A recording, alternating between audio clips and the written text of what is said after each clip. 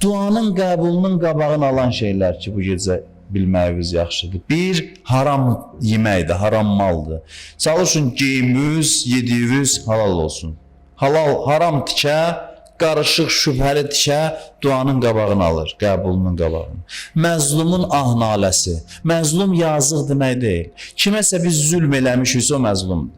Bir adamın ürəyin qırmışıq, ah çəkibsə, ürəyinin bəndi qırılıbsa, bizdən narahatdırsa, onun ahı dualarımızın qəbulunun qabağını alacaq. Ona görə də kiminsə haqqı boynumuzda varsa, halal eləyək hamını. Cəmaatın işini düyünə salmayaq. Duadan qabaq deyək ki, hamını bağışlayıram. İstiğfar duanın qəbul olmasının şərtidir.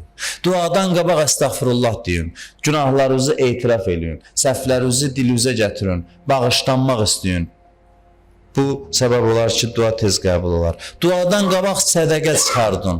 Əgər mümkünsə, duaya gəlməmiş sədəqəni sahibinə verin gəlin. Bu lap yaxşı olar. Valideynini narazı salanlar, mən burada oturanlara, eşidənlərə tövsiyəm budur ki, axşam məclisə gələnə qədər gedib ata-analarından halallıq alsınlar. Əgər nəsə narazılıq varsa, özdə ürəkdən halallıq alsınlar.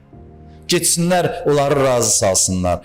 Dünyadan köçüblərsə bir Fatihədən, İxlasdan, surələrin birindən ölənlərinə bağışlayıb məclisə gəlsinlər. Ata-analarına, hansı dünyadan köçübsə. Sağdırsa, gedib onları razı salsınlar. Ata-ananın ürəyində olan narazılıq duanın qəbul olmasına bu gecə mane olacaq, yaddan çıxartmayın. Bağışlanmağa mane olacaq. Odur ki, bu məsələni həll edin.